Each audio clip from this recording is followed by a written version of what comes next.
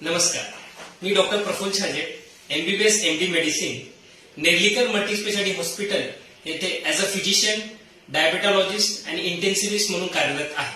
Diabetes म्हणजेच मधुमेह म्हणजे काय?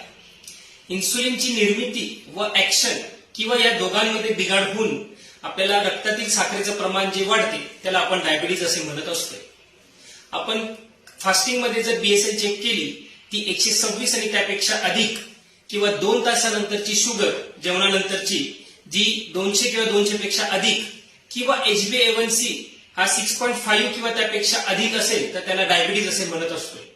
जर रॅन्डमली शुगर चेक केली आणि ती 200 पेक्षा अधिक आली प्लस त्याबरोबर त्या व्यक्तीला हायपरग्लायसिमियाचे काही सिम्पटम असतील म्हणजे वारंवार भूक लागणे, वारंवार लघवीला जाणे, वारंवार पाणी पिण्याची इच्छा होणे तर त्याला आपण डायबिटीज असे म्हणत असतोय.